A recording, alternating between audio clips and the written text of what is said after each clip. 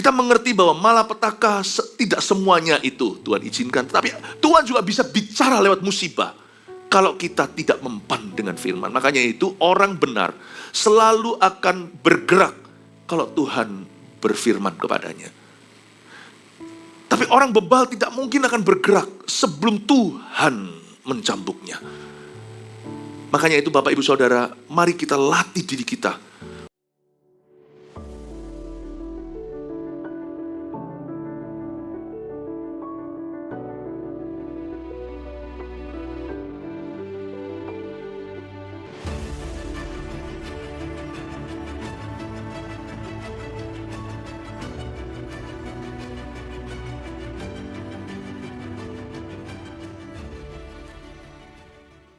Kami bergembira ketika dikatakan tentang kami masuk ke rumah Tuhan.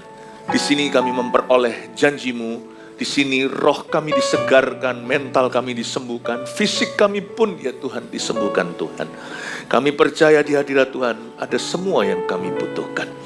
Ajari kami untuk berjalan dalam tuntunan-Mu setiap hari. Beri kami mata yang peka ya Tuhan Yesus untuk melihat perkara-perkara Allah, telinga yang dengar-dengaran dengan suara Tuhan, dan hati yang jernih bersih untuk mengambil keputusan yang akan menguntungkan kerajaan Tuhan. Segala keputusan hidup yang mendatangkan kebaikan. Kami mau mengenal kehendak-Mu yang sempurna. Pakai hamba-Mu untuk membawa iman setiap pendengarnya maju. Berkati your congregation ya Tuhan, murid-murid-Mu di gereja ini. Tuhan Yesus yang melawat mereka. Sembunyikan hamba-Mu di balik salib Yesus. Dalam nama Yesus Kristus kami berdoa. Amin. Shalom semua. Haleluya. Bukan hanya di sini, tapi juga yang di overflow semuanya udah penuh di ruang-ruang tambahan. Belum lagi yang streaming. Welcome home to you all. Selamat datang dalam hadirat Tuhan. Katakan kanan kirinya, welcome home. Silakan duduk. Kita jangan langsung terlalu happy kalau ada satu doa kita dikabulkan, apalagi kalau kita ngotot mendoakannya. Tuhan jawab iman, tapi lebih tinggi dari iman itu adalah roh pengenalan akan Tuhan. Kita mesti bisa membedakan. Gini loh, kalau membedakan yang benar dari yang salah, itu baby rohani. Bayi rohani MSJ 1 lah, My Spiritual Journey 1, udah harus bisa membedakan mana Tuhan, mana setan. Bayi aja loh, bayi. Ya bukan yang langsung orok begitu, tapi sudah gede dikit gitu. Masih menyusu aja udah bisa membedakan mana mama, mana bukan. Orang Kristen agak ketinggalan ya, setelah 20 tahun jadi anak Tuhan, siang jadi kenangan, malam jadi impian, gak bisa membedakan mana kehendak Tuhan. Kita sudah harus, di gereja ini sudah dituntut dari step 1, langkah pertama, merangkak, masih jatuh-jatuh, udah tahu membedakan apa kehendak Tuhan yang baik. Yang membedakan antara bayi rohani dan orang yang dewasa rohani, itu di sini. Bayi rohani bisa membedakan mana benar, mana salah. Hanya orang dewasa lah yang bisa membedakan mana kehendak Tuhan yang sempurna, mana yang diizinkan. Bahasa Inggrisnya, the permissive will of God. Kehendak Allah sepengizinannya. Itu bukan idenya Tuhan.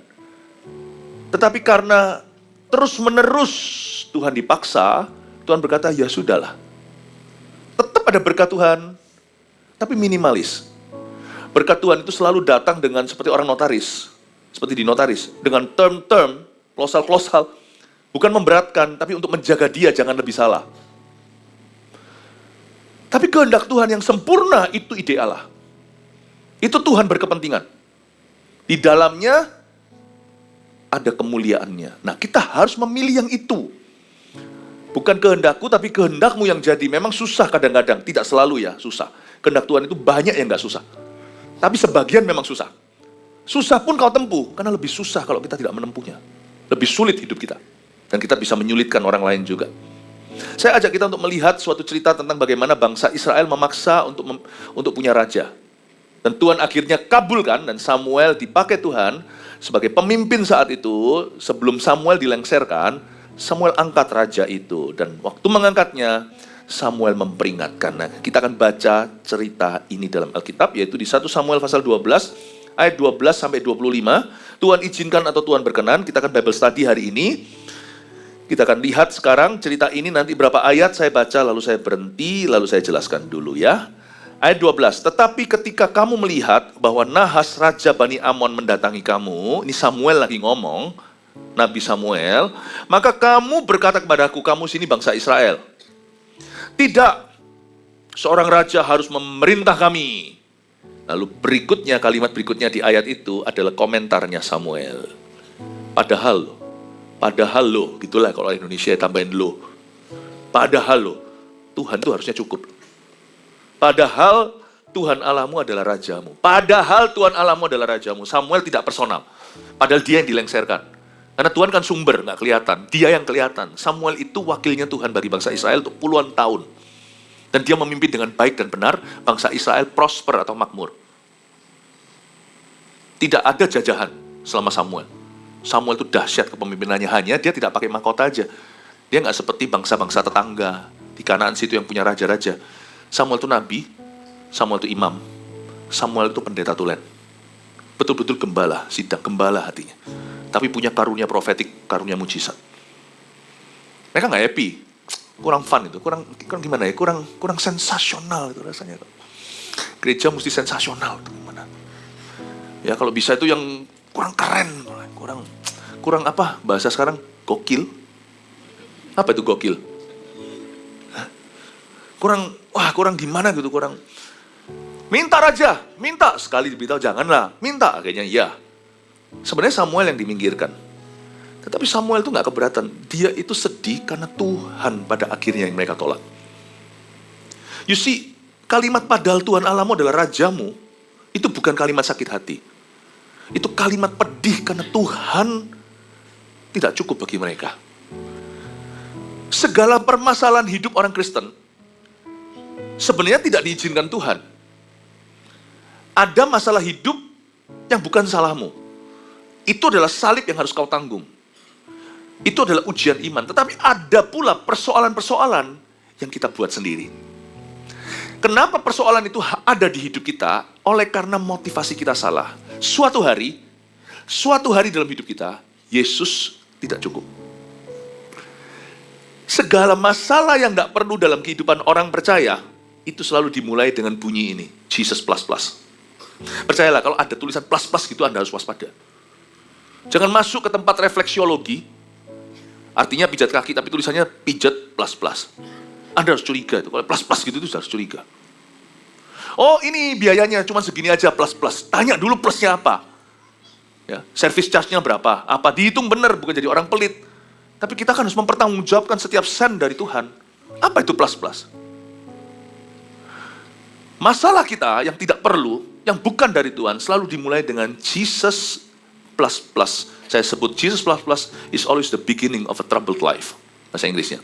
Yesus plus plus selalu adalah permulaan dari kehidupan yang bermasalah. Hidupnya masalah biasa, kehidupan bermasalah itu tidak biasa. Hidupmu bermasalah kah? Coba cek motivasimu. Mungkinkah suatu hari dulu, sebelum kau buat keputusan-keputusan tersebut, Jesus plus plus ada di hatimu. Padahal lo ya, Tuhan Allahmu itu rajamu. Padahal Tuhan itu cukup bagimu. Tuhan aja memberimu istri, Tuhan memberimu suami, Tuhan memberimu pernikahan yang bagus, Tuhan memberimu anak, Tuhan memberimu ini. Tuhan tuh memberi banyak. Kalau kita pikirkan satu-satu yang Tuhan beri ya, enggak. Saya orang Surabaya jadi enggak bisa keluar bahasa Surabayanya. Enggak mari-mari.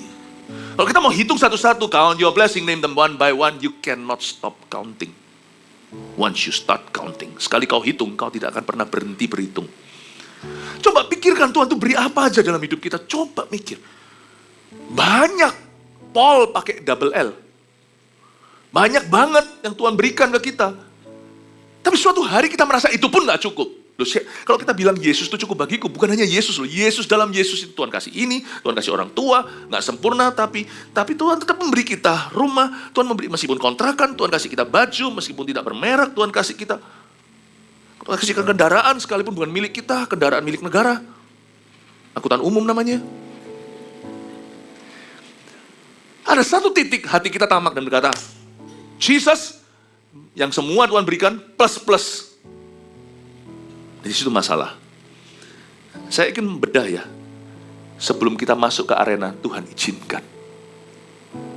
Tuhan berkenan itu selalu dimulai dari hati. Makanya kebaktian setelah ini saya mau bahas tentang bagaimana memelihara hati yang berkenan padanya. Kalau kita kehilangan itu di ibadah 3 nanti, kita kehilangan segalanya loh. Aset kita paling berharga itu hati yang berkenan pada Allah. Tanpa itu tidak ada penyertaan dan perlindungan Tuhan. Tak ada pembelaannya. Hilang itu, hilang semua favor.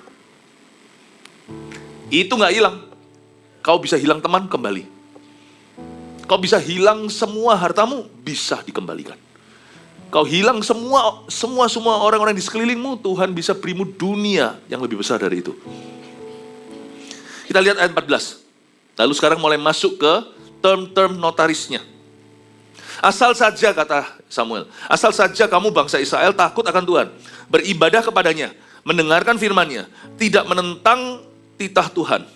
Dan baik kamu maupun raja yang memerintah kamu itu mengikuti Tuhan Allahmu. Ayat 14 ini agak sedikit pesimis kalau saya baca. Padahal Samuel waktu mengutarakannya seperti di notaris, ya kan?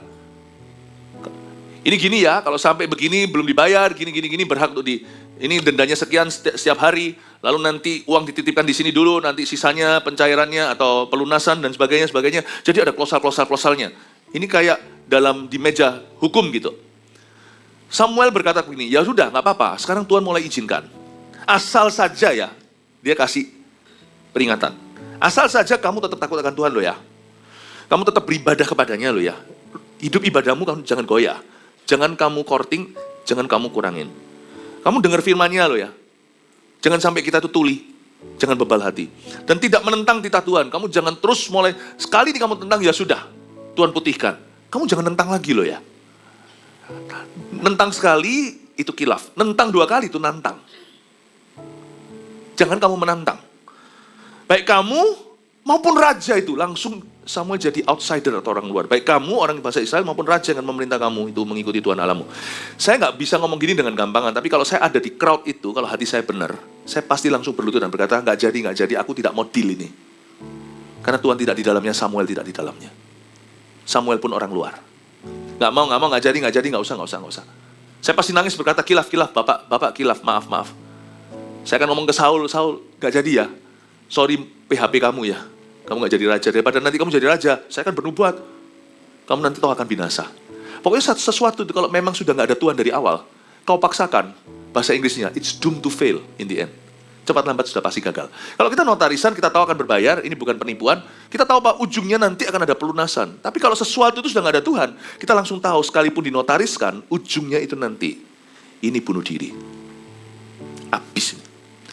Mazmur 127 berkata, jikalau bukan Tuhan membangun rumah, kau lihat level sudah dibangun sampai level 5, cepat cabut. Karena sia-sialah di level 101. Kalau bukan Tuhan yang membangunnya. Mulai dengan Jesus++, langkah kedua Tuhan mulai izinkan, harusnya menurut saya langsung retreat, dia harus langsung mundur. Dia berkata, udah cut loss. Langsung putus dirugi, cut loss. Dia akan berkata, oke, nggak usah. Nggak ada tuh, jalan terus tuh. Mereka happy, yes, akhirnya Tuhan izinkan. Mereka itu happy karena Tuhan izinkan. Kita harusnya was-was kalau Tuhan mengizinkannya. Karena Tuhan tidak menghendakinya. Ini orang dewasa saja yang bisa membedakan. Bayi rohani enggak. Jangan makan permen. Gimana anak kecil. Akhirnya mama izinkan, dia senang. Yeay. Mamanya udah siap-siap telepon dokter gigi. Lubang tuh gigi sebentar lagi. Anak kecil tahu. Kalau dia lihat orang anak kecil langsung bahagia. Dia langsung gembira. Karena kanak-kanak diizinkan mama. Orang dewasa yang bisa ngerti kenapa mama melarang. Akankah aku sakit? Wah, itu orang dewasa. Di ayat 14 ini, maju terus, maju tak gentar bangsa Israel. Maju tak gentar, tanpa Tuhan bersama mereka. Kalau saya jadi mereka, saya nggak akan sok berani. Berani itu ada batasnya. Berani itu batasnya Tuhan. Kalau Tuhan tidak beserta. Ibadah terakhir nanti, ibadah keempat nanti, jika Tuhan tidak beserta kita, saya akan tunjukkan.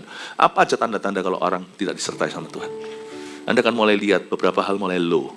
Bensinnya mulai tipis. Dia jalan terus, ayat 14. Menurut saya harusnya hengkang, harusnya cancel dia. Tapi dia terus ya. Coba Anda lihat ya, Tuhan izinkan ini satu dunia tersendiri. Bukan Tuhan mencelakakan mereka loh. Tuhan tuh nggak begini ya. Tuhan bilang iya, lalu habis itu di terakhirnya Tuhan hukum mereka atau habisi mereka, bukan. Tapi kalau Tuhan itu tidak bilang iya dengan mantap di depan, nanti ujungnya itu tidak usah Tuhan hukum. Anda akan kita akan masuk ke lubang sendiri tanpa ditolong siapa-siapa, tanpa didorong siapa-siapa. Apapun yang tidak ada Tuhan itu tidak ada terang. Tidak ada terang itu selalu dalam gelap. Dan apapun yang gelap atau remang di situ kau dan aku akan tersandung. Kita tidak tahu apa yang menyandung kita. Jadi kita yang harus tahu diri. Kalau Tuhan mengizinkan namun Tuhan tidak berkenan atasnya, janganlah kita teruskan. Nah, ayat 14 ini sebuah kesalahan, makanya muncul ayat 15. Tapi jika kamu tidak mendengar firman Tuhan dan kamu menentang titah Tuhan, kata Samuel teruskan, maka tangan Tuhan akan melawan kamu dan melawan rajamu. Sekarang tinggallah berdiri dan lihatlah perkara yang besar yang akan dilakukan Tuhan di depan matamu ini. Ada suatu perkara besar, Samuel memberi mereka satu lagi kasih karunia, tapi kasih karunia yang diselubungi suatu kerusakan yang terjadi. Kadang-kadang Tuhan izinkan sebuah kerusakan untuk mengusahakan pertobatan. Tapi jangan sampai kita belajar, hanya mau belajar dari Tuhan melalui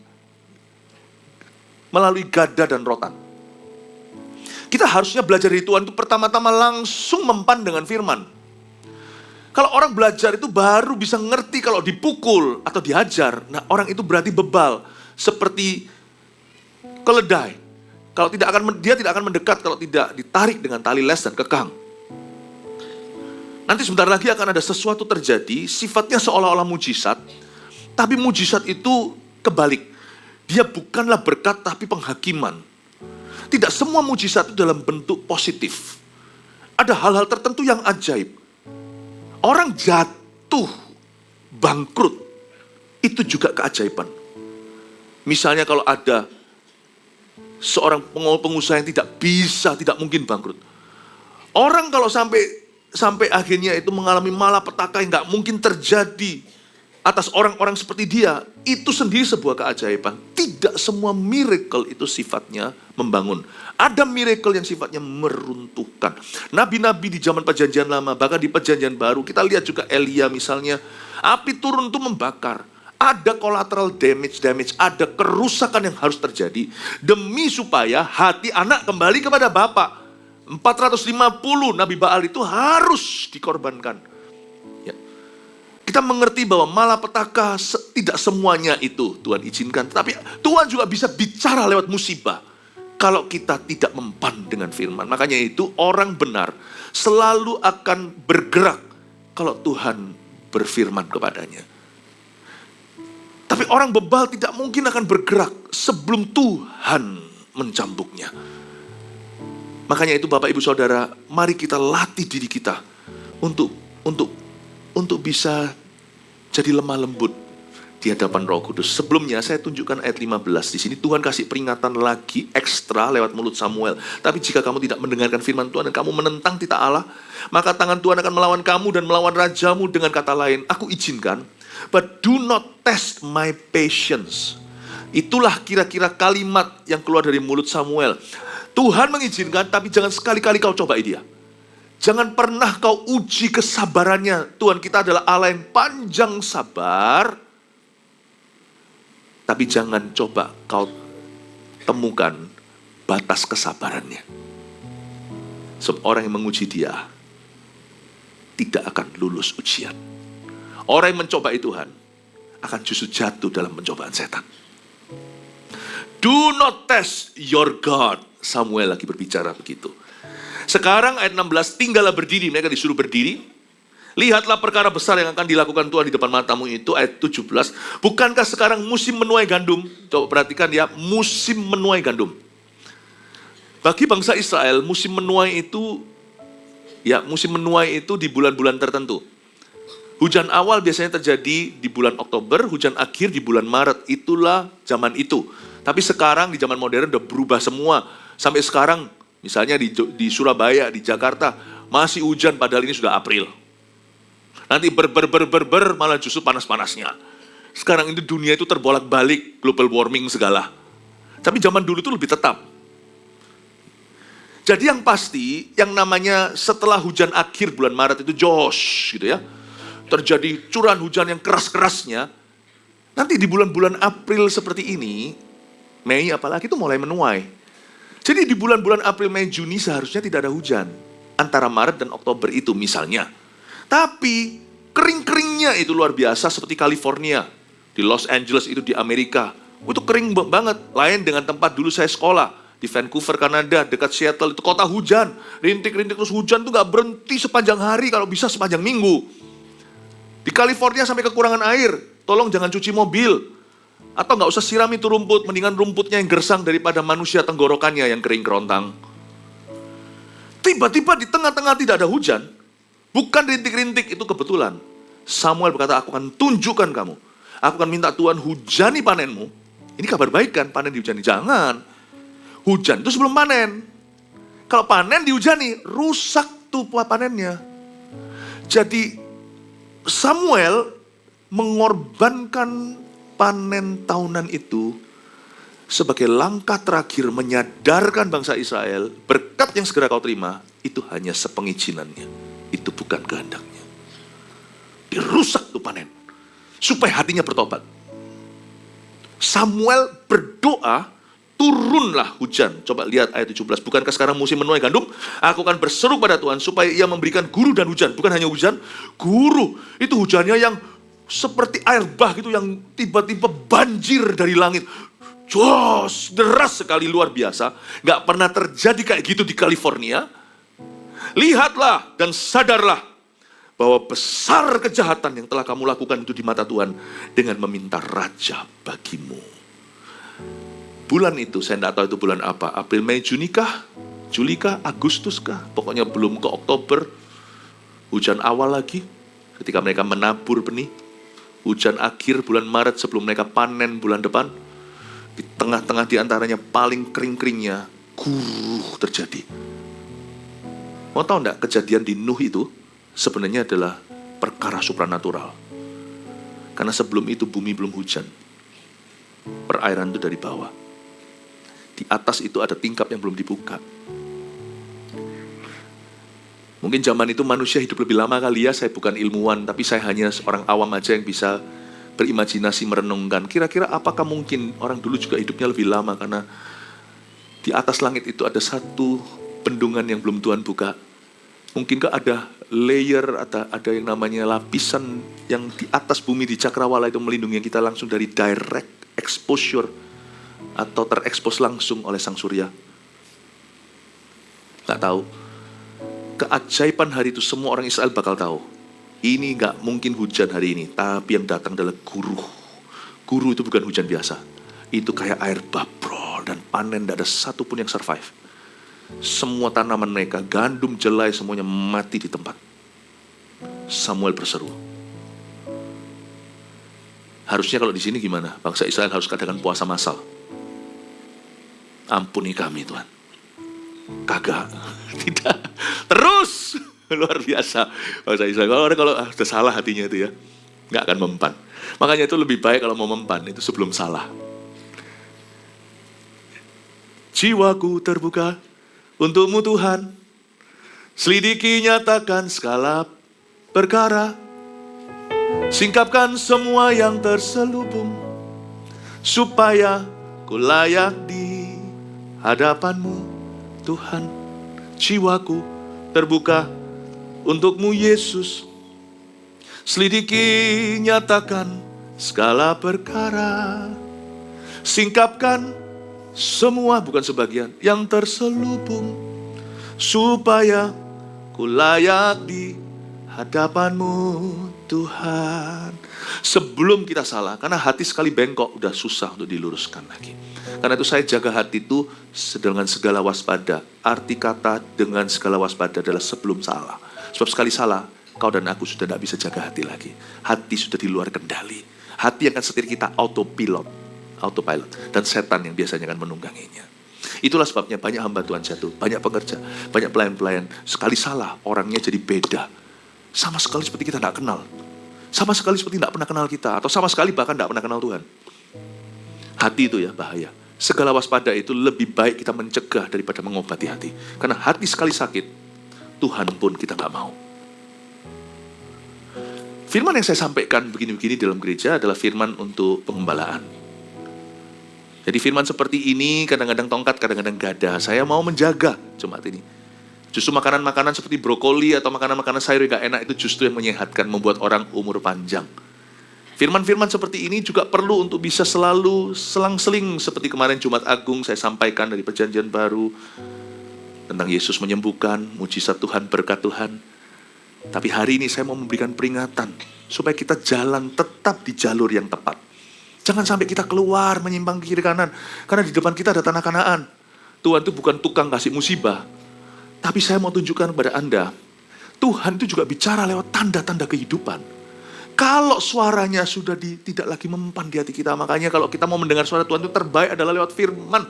Baik itu saat itu pribadi, saat itu bersama, ataupun waktu kita lagi di gereja.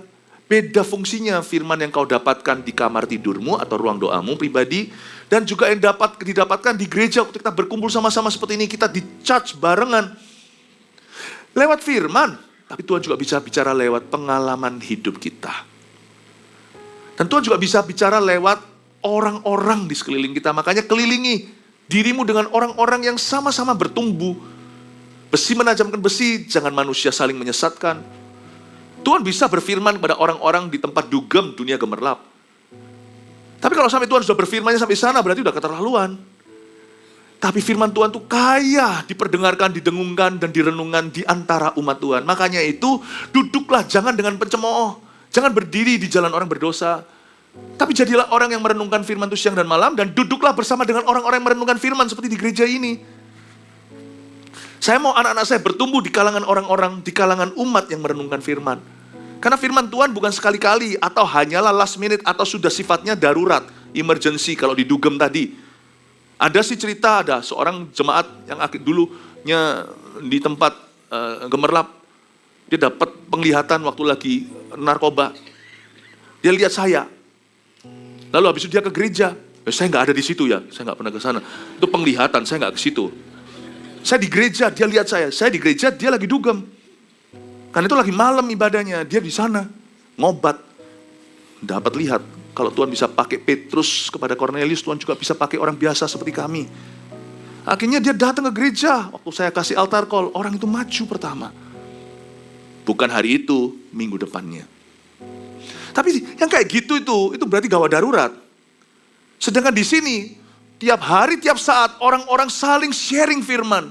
Firman Tuhan itu kaya, dinyanyikan, dibagikan. Jangan di sana cari firman. Makanya setan tidak mau Anda ke gereja, karena di situ setan berfirman. Ada cerita-cerita dahsyat seperti itu Tuhan berfirman karena Tuhan daulat. Tapi di sini sudah jadi ekspektasi. Tiap waktu, tiap hari, tiap CG, tiap ibadah, Tuhan berfirman terus. Saya mau anak saya berada di lingkungan gitu, bukan di lingkungan situ. Tangkap ini ya. Tuhan bisa bicara pasti selalu lewat firman. Dan Tuhan juga bisa pakai orang-orang sekeliling kita. Tuhan juga bisa pakai pengalaman hidup. Terakhir Tuhan bicara lewat apa? Lewat musibah. Kalau sudah sampai sini, itu sudah benar-benar pakai tali les dan kekang. Udah menjadi bagal atau keledai liar, itu sudah pakai cara begitu. Masa Tuhan itu kalau pakai hukuman baru mempan? Masa baru mempan? Jangan sampai kita begitu. Saya sebagai gembalamu, saya gembala sidang, saya tidak ingin melihat satu pun jemaat sampai taraf harus digituin sama Tuhan. Saya nggak mau. Kalau bisa saya tahan. Amin. Sadarkah Anda dicintai waktu terima firman ini? Anda dilindungi. Coba katakan kanan kirinya, Anda dicintai loh di sini. Ya, haleluya. Hari itu rusaklah panen. Demi apa? Demi pertobatan Israel. Lalu berserulah Samuel ayat 18 pada Tuhan, maka Tuhan memberikan pada hari itu guru dan hujan, sehingga sangat takutlah seluruh bangsa itu kepada Tuhan dan kepada Samuel. Wow, seluruh bangsa itu takut kepada Tuhan, nomor satu, lalu kepada Samuel. Itulah power of prayer. Kuasa doa. Kenapa kita berdoa Bapak Ibu? Mungkin kita doa nggak dapat apa-apa. Mungkin kita doa waktu baca firman juga kita masih bertanya-tanya. Kita nggak ngerti semua yang kita baca. Tapi paling tidak, the power of prayer, kuasa doa itu adalah menundukkan hati. Orang yang berdoa sungguhan, ya. Karena itu jangan hanya pelayanan tapi nggak isi. Keluar, tidak ada yang masuk. Makanya saya akan ingatkan, karena nggak mungkin kami itu ada di kami ini bukan Roh Kudus, pemimpin rohanimu nggak bisa masuk ke ruang doamu.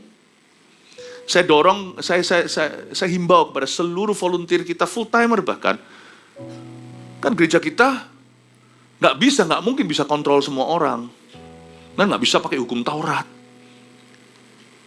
Kalau Anda nggak berdoa ya nggak ada yang tahu, atau doa merem kelihatannya tapi tidur.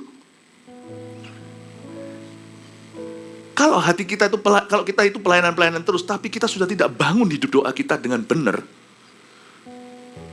siap-siap jadi monster. Pelayanan mulai kedagingan, sudah tidak punya bahan bakar lagi. Akhirnya apa yang dibakar coba? Namanya burnout itu di sini, dengar ya.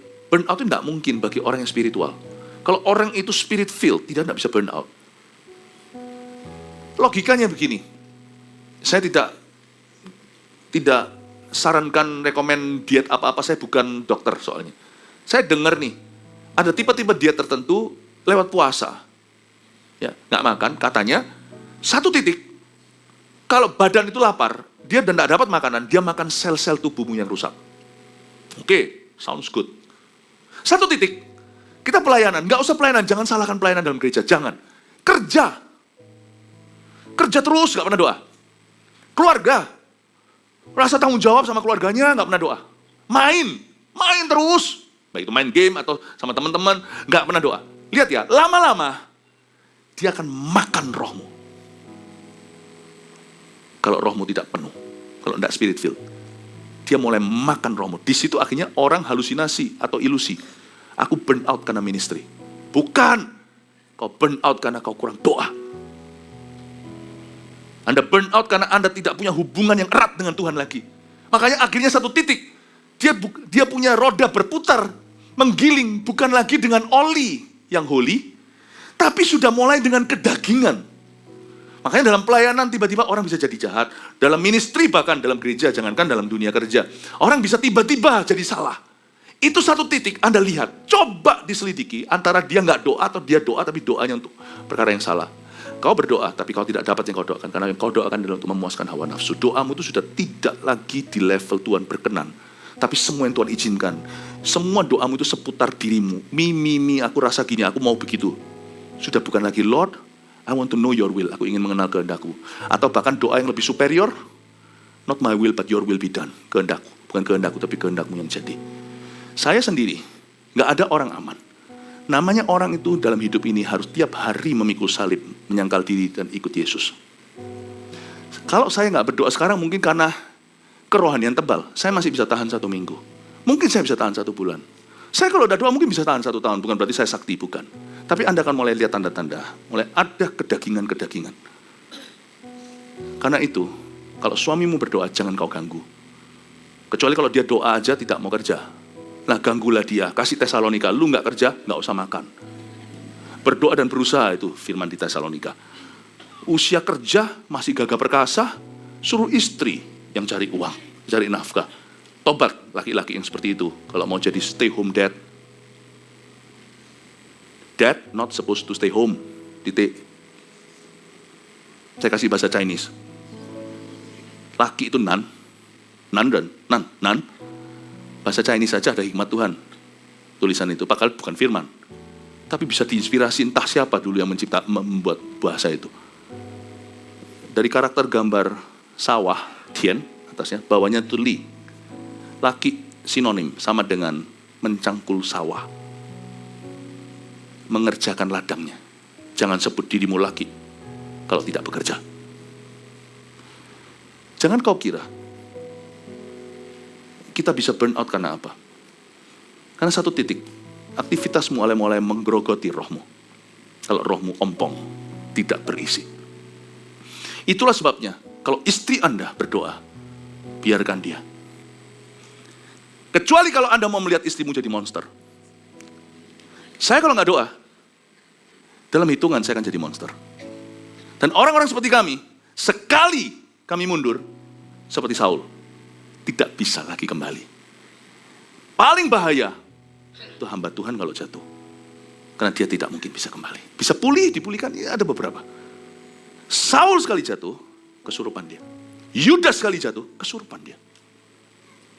Orang-orang seperti kami, tidak bisa mundur. Karena kami telah menimbulkan kerusakan besar terhadap negeri neraka. Tidak mungkin bisa netral. Doakan pemimpin-pemimpin rohanimu, biar mereka berdoa.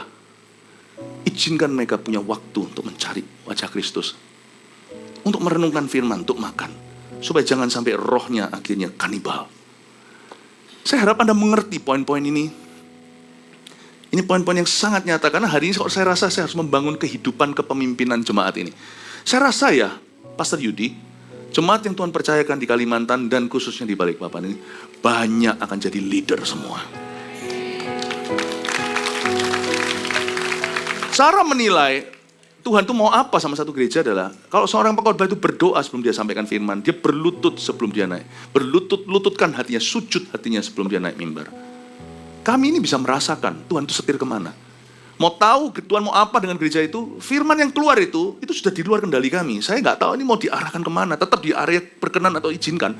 Tapi Tuhan bawa ke bobot. Ini saya kok rasa Tuhan itu sudah rasanya nggak sabar, padahal dialah yang maha sabar untuk menjadikan semua Anda pemimpin-pemimpin yang takut akan Tuhan, pemimpin-pemimpin yang sungguh-sungguh berkenan, pemimpin-pemimpin yang sungguh-sungguh akan dipakai oleh Tuhan. Kasih tepuk tangan untuk Tuhan.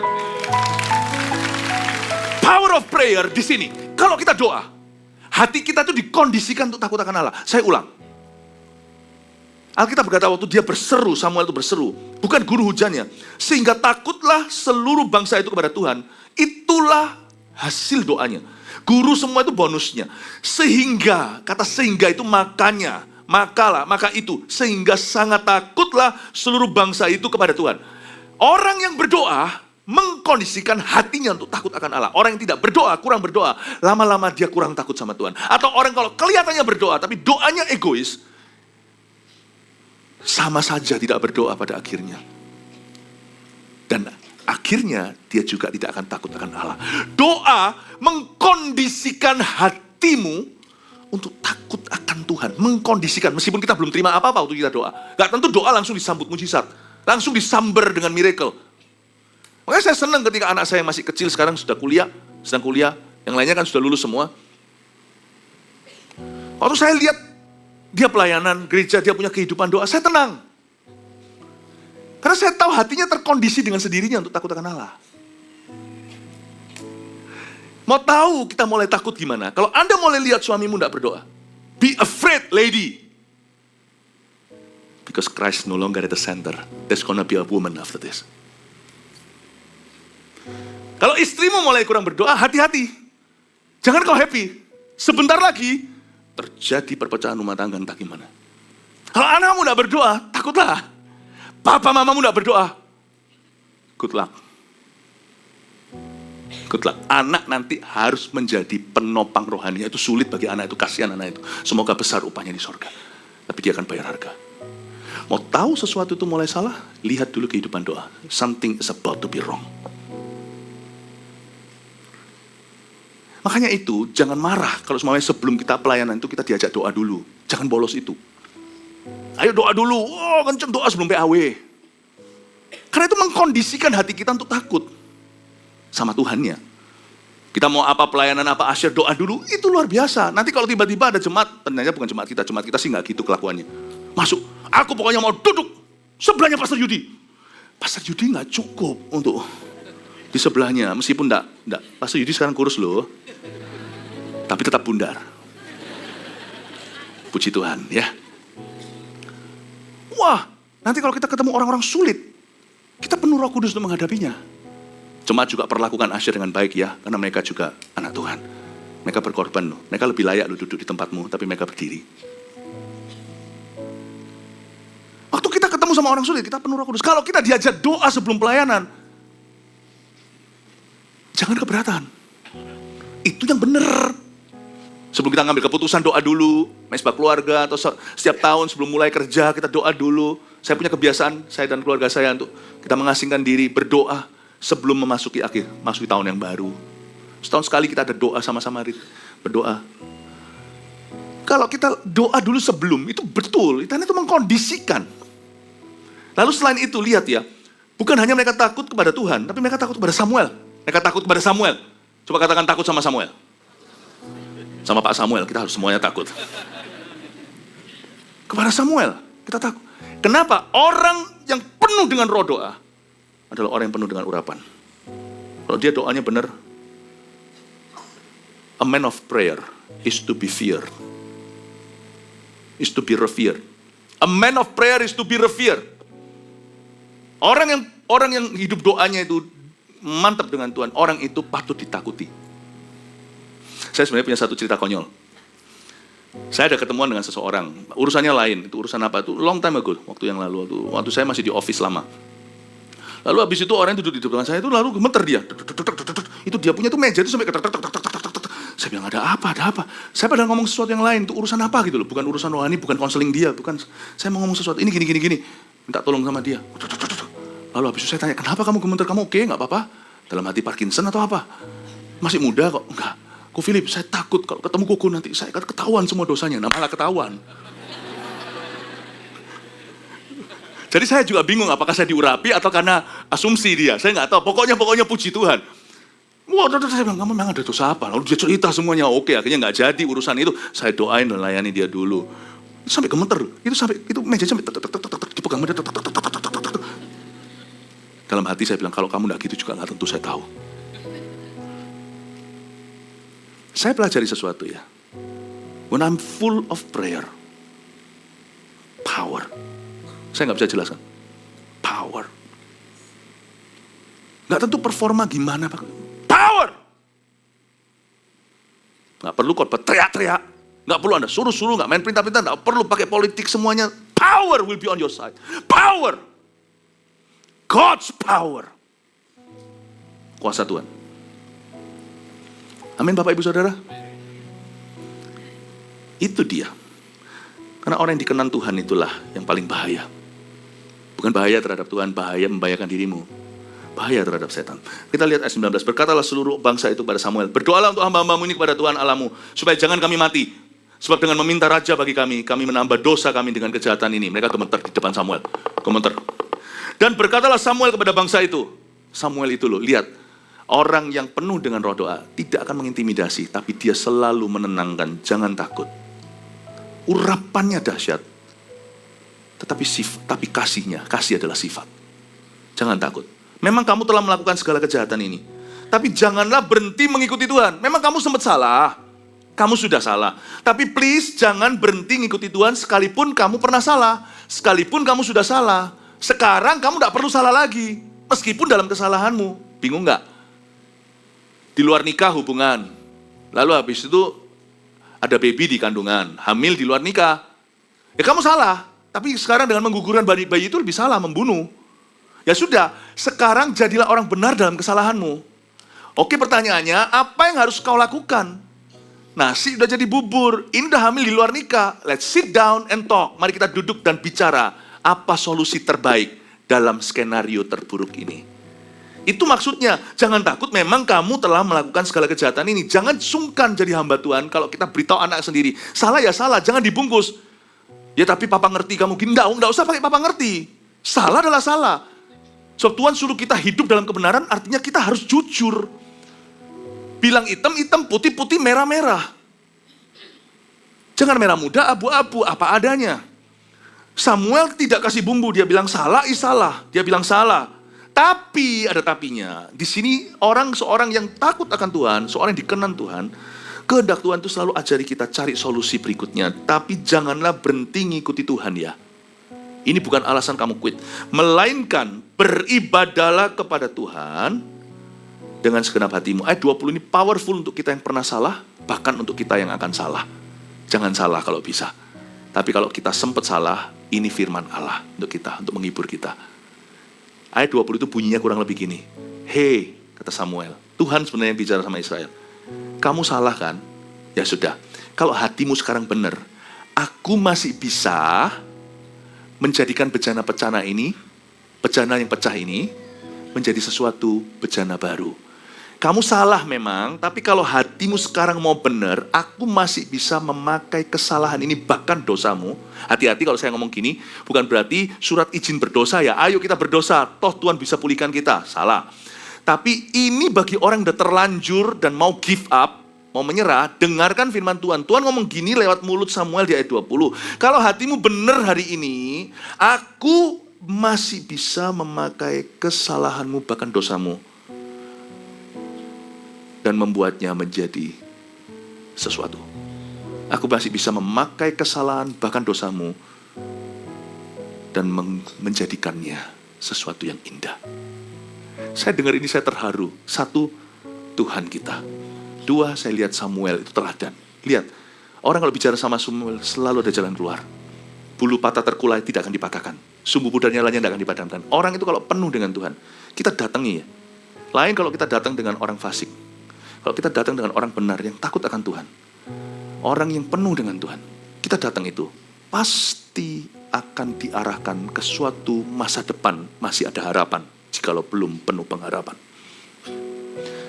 Ketemu sama Samuel, satu terharu karena Tuhan, saya juga terharu karena Samuel. Saya belajar sesuatu dari beliau. Selalu ada solusi ngomong sama orang ini.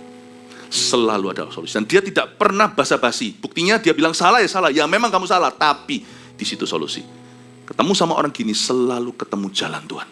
Makanya orang-orang Kristen zaman dulu itu penuh Roh Kudus demikian rupa di Perjanjian Baru, gereja mula-mula, sampai sebelum kita disebut sebagai Kristen di Antioquia, dulu orang Kristen itu disebut the way, sang jalan. Kamu kalau nggak ada jalan, datang sama orang Kristen itu. Orang Kristen terdekat itu loh tetanggamu, selalu kalau kamu didoakan, kamu dapat nasihatnya, selalu kamu bisa lihat jalan di depan. Begini. Itulah orang Kristen sejati. Dan inilah hamba Tuhan sejati. Ngomong sama dia, tidak mungkin Anda dibalut-balut. Tapi ngomong sama dia, selalu akan ketemu solusi. Semoga Anda semua menjadi agen-agen Tuhan kayak begini. Orang Kristen harus begini, bukan jadi batu sandungan. Janganlah menyimpang untuk mengejar dewa kesia-siaan, kata Samuel. Yang tidak berguna dan tidak dapat menolong karena semuanya itu adalah kesia-siaan belaka. Dipastikan mereka tidak nyembah berhala. Coba katakan dewa kesia-siaan. Sekarang kalau kita sebagai orang Kristen, kita tidak menyembah berhala. Tapi masih ada satu berhala yang cukup umum di dunia ini, Kristen atau bukan. Namanya dewa kesia-siaan. Ini idol. Dewa kesia-siaan ini adalah sebuah berhala yang kita semua punya. Sukanya sia-siakan hidup, terserah untuk apa. Sebab Tuhan tidak akan membuang umatnya, ayat 22. Sebab namanya yang besar, bukankah Tuhan telah berkenan untuk membuat kamu menjadi umatnya? Ayat 22 ini juga membuat saya terharu. Samuel berkata begini untuk menguatkan hati mereka. Untuk kedua kalinya dia mengucapkan pengharapan. Sebab Tuhan tidak akan membuang umatnya. Sekalipun kamu minta raja membuat hatinya berduka. Sekalipun demikian Tuhan tidak akan buang kalian. Sebab oleh karena dan oleh sebab namanya. Coba saya refresh ya pakai bahasa saya. Sebab Tuhan tidak akan membuang kamu. Sebab namanya yang besar itu kira-kira bunyinya begini. One wrong turn will not wipe you off of God's map.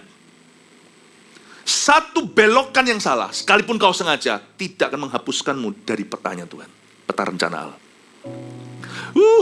Hati itu rasa kayak seperti disiram air dingin. Apalagi orang seperti saya yang perfeksionis. Orang perfeksionis bukan orang perfect, malah justru sebaliknya. Orang perfeksionis itu yang kudu mau semuanya sempurna. Kalau ada satu hal yang salah, dia akan hukum dirinya. Saya itu orang kayak gitu zaman dulu. Sekarang itu saya ngerti anugerah. Untuk saya bisa menerima kalimat ini susah karena personality kepribadian saya. Saya dulu waktu kecil, mungkin karena persaingan di sekolah. Kalau saya nggak juara satu itu, saya rasa seperti orang yang sudah gagal total. Jadi saya ngerti sekarang misalnya di Jepang, di mana ada orang nggak juara satu. Dulu di Singapura ada banyak sekali yang namanya siswa-siswa yang stres, teman-teman saya. Kalau nggak juara satu, kalau nggak dapat A. Lain cerita dengan gini, ya Pastor Philip, preach it, khotbahkan. Soalnya di sini malas, ada juga beberapa yang malas gitu ya. Ya itu loh, mama semoga dengar. Loh sana bisa dapat A, kenapa dapat B? Jangan pakai kata-kata seperti ini untuk memberi alasan. Tapi ada orang tertentu yang push himself too far. Yang mendorong dirinya terlalu jauh. Kalau ada di sini tipe orang yang beralasan, jangan pakai ayat ini. Tapi kalau ada orang yang selalu menghukum dirinya pakai ayat ini, saya tipe begitu. Jadi saya ngerti. Anak-anak muda yang stres, umur masih 16 tapi sudah stres, sudah depresi. Karena dia hukum dirinya, dia tuduh diri. Padahal dapat B. Saya dulu kalau nggak juara 1, saya dapat juara 2. Aduh, saya rasanya sudah mau mati. Nah, ayat ini untuk saya bisa terima, susah. One wrong turn, Philip. Satu belokan yang salah, satu kegagalan pun tidak akan bisa mampu menghapuskanmu dari peta kasih karuniaku. Mari kita berdosa, betul? Bukan. Mari kita berbangga, berbesar hati untuk mencoba lagi. Berarti Tuhan tidak pernah menyerah atas kita yang percaya, katakan amin. Kasih tepuk tangan untuk Tuhan. Ini ayat luar biasa loh. Sebab Tuhan tidak akan membuang umatnya. Karena waktu itu mereka kena guru itu semuanya, mereka sudah basah kuyup sana, sudah ketakutan, sudah gemetaran. Berkata, matilah kita. Tuhan berkata, kamu tidak mati. Aku masih sayang sama kamu. Ayo mulai sekarang dari kesalahanmu ini. Belajarlah sesuatu. Sebab Tuhan tidak akan membuang kamu. Ayat 23, mengenai aku, jauhlah daripada aku untuk berdosa kepada Tuhan dengan berhenti mendoakan kamu. Aku akan mengajarkan kepadamu jalan yang baik dan lurus. Samuel kan diberitahu sama bangsa Israel, please jangan stop, jangan berhenti doa ya. Samuel berkata, enggak akan. Aku enggak akan berhenti doa untuk kamu. Karena kalau aku enggak berdoa, aku berdosa sama Tuhan kalau aku enggak berdoa untuk kamu. Saya bangga dengan Samuel karena hatinya besar. Padahal dia yang ditolak. Tapi instead of feeling hurt, daripada merasa tertolak, dia justru ngetune hatinya ke FM-nya Tuhan. Kalau aku enggak bisa mimpin kamu lagi, karena sekarang aku udah kamu lengserkan, aku akan tetap doakan kamu. Lalu di sini juga ayat ini mengajarkan pada kita bahwa it is a sin for a leader not to pray. Dia berkata, jauhlah daripada aku untuk berdosa. Dia pakai kata dosa kepada Tuhan dengan berhenti mendoakan. Jadi seorang pemimpin bangsa, pemimpin rohani, papa, mama, kokonya kakaknya, CGL, sponsor bahkan, apalagi coach dan ke atasnya, adalah sebuah dosa untuk kita tidak berdoa atau tidak mendoakan orang-orang yang kita pimpin. It's a sin. Sekali lagi karena doa itu mengkondisikan hati kita untuk menerima pekerjaan Allah. Bukan hanya berdoa, Samuel berkata, aku akan mengajarkan kepadamu jalan yang baik dan lurus. Dia berkata, sekalipun aku tidak memimpin kamu, aku masih memimpin kamu secara tidak langsung. Aku tidak lagi campur-campur dalam politik negeri karena ini adalah pemimpin bangsa. Dia berkata, aku akan tetap mengajarkan kepadamu jalan yang baik, jalan yang lurus. Aku akan mendoakanmu satu, aku juga akan terus menjadi teladan bagimu. Tahu nggak satu hal? Kita tidak mungkin bisa berhenti sebagai pemimpin adalah pengaruh. Hanya takutlah akan Tuhan dan setialah beribadah kepadanya dengan segenap hatimu. Sebab ketahuilah betapa besarnya hal-hal yang dilakukannya di antara kamu. Di sini Samuel mengarahkan mata mereka kepada Tuhan. Sebab takutlah sama Tuhanlah, ketahuilah betapa besar hal-hal yang dia lakukan. Samuel arahkan. Itu dia. Hati yang penuh dengan Tuhan akan selalu arahkan mata ke Tuhan. Ayat 25 di sini adalah set endingnya. Karena kita tahu setelah itu bangsa Israel runtuh. Sampai Daud. Tetapi jika kamu terus berbuat jahat, maka kamu akan dilenyapkan baik kamu maupun rajamu itu. Ini digenapi. Ayat 25 ini tidak perlu berapa pasal lagi langsung digenapi. Kamu akan dilenyapkan di lembah Gilboa. Kamu dan rajamu akan lenyap. Bahkan makan korban, Yonatan orang benar pun kena. Tidak pernah dalam sejarah Israel bangsa ini diperingatkan bertubi-tubi oleh orang yang paling mutakhir urapannya. Tapi mereka benefitnya sedikit. Ini ironis. Di tempat lain, Siro-Fenisia pun percaya hanya remah-remah. Di sisi sini, sudah dikasih tanda mujizat. Orang berkata, kalau aku lihat mujizat aku percaya. Nggak tentu. Seperti zaman Musa.